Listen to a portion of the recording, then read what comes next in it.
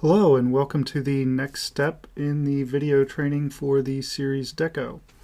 I have my movement here in a petri dish, and I just wanted to do that to show you, and I wasn't even thinking when I did the first video that many of you, this might be your first build with us, and we ship all of our parts in these petri dishes.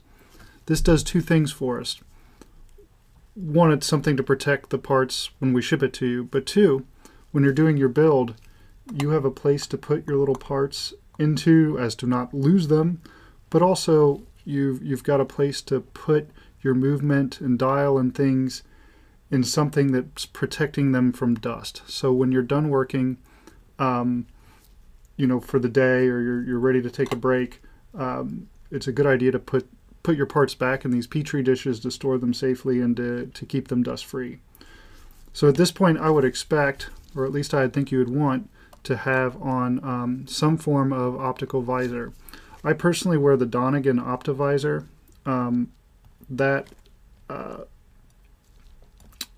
The product is really good, and this is something you could get at Casker company. But also, if you have the economy toolkit, you really have a pretty cool visor that has different lenses.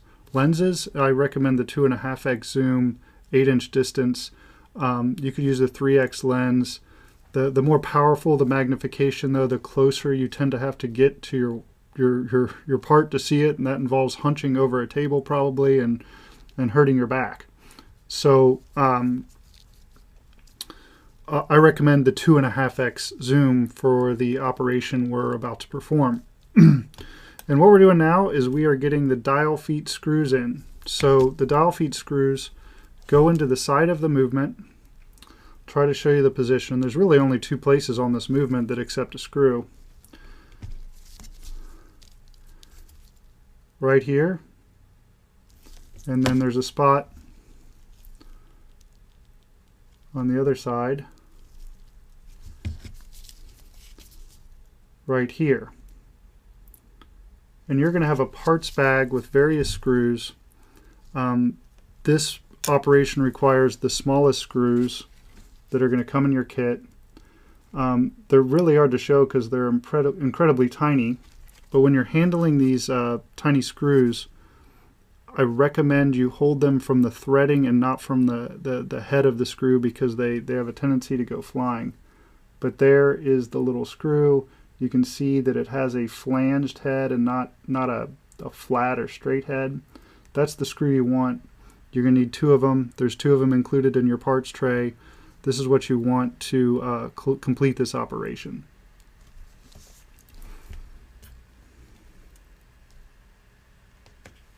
So to install the screws, I'm going to show you two different methods. I'm going to show you my method, and I'm going to show you the Lars method.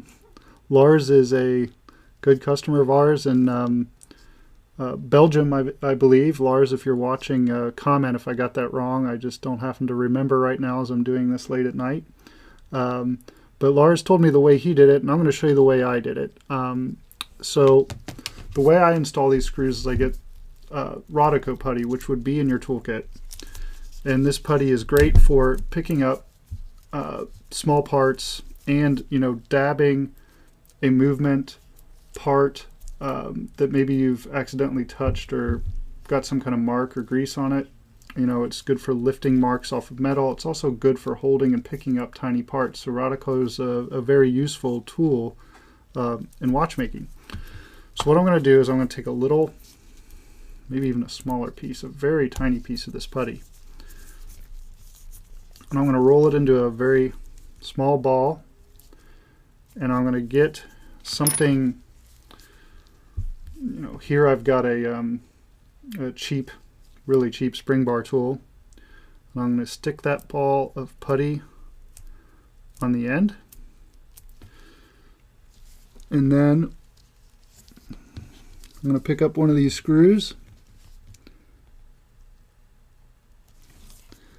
and carefully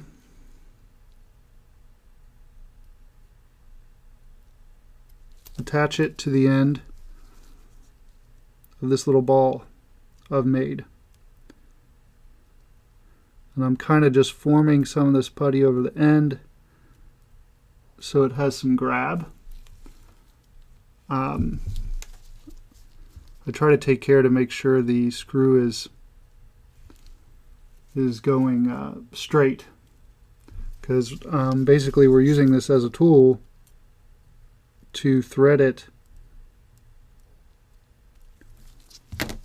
into the movement. So I've got it on the end of my little putty ball tool here. I'm going to find where I need to install one of the screws, and the goal here is to just barely get it threaded. So no success there.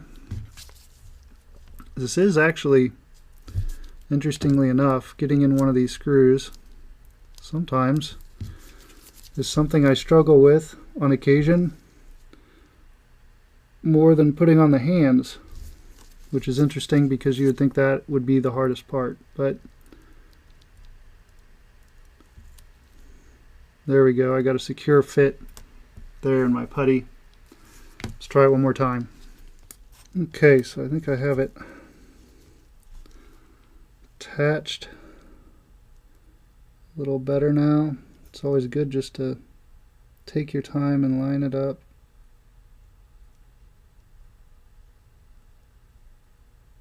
And there we are. It's in. Now I've just put it maybe like a quarter turn in, so you're going to need one of your precision screwdrivers. Man, that's a tongue twister for me right now. I always try to get the size of screwdriver that just about matches the head of the screw you're working with. And I'm just going to turn that screw and drive it in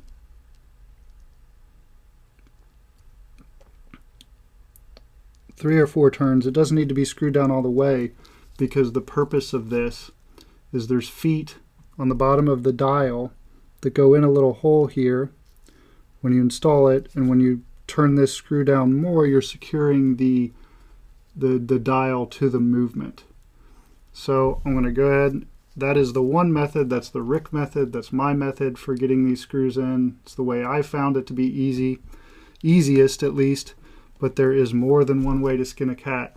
So I'm going to show you next up the Lars method, which you will need your movement holder.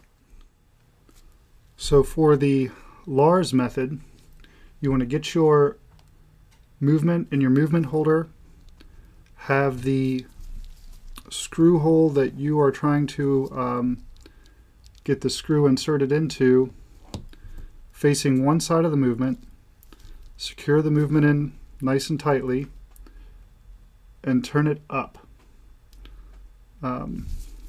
So it's kind of nerve-wracking for me to demonstrate a process I've never actually tried myself, but hey, I like beer from Belgium, and that's where Lars is from, so how could he be wrong? So essentially what we're going to do is grab the screw from the side, like so, and then you're going to hold that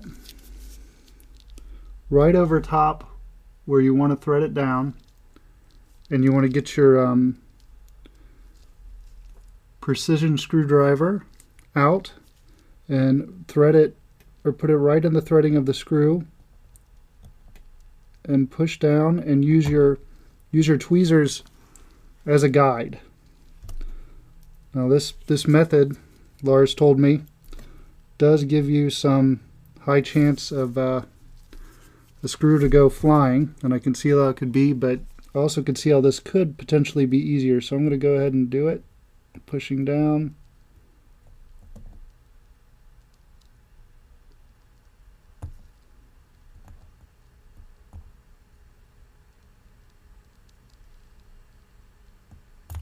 Up, went flying.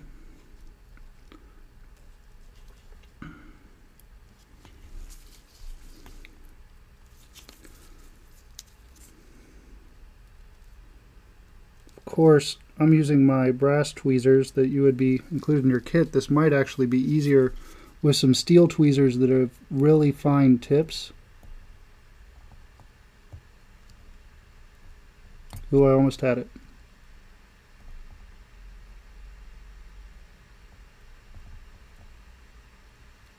Hey, look at that. It's in. So that method does work. And that is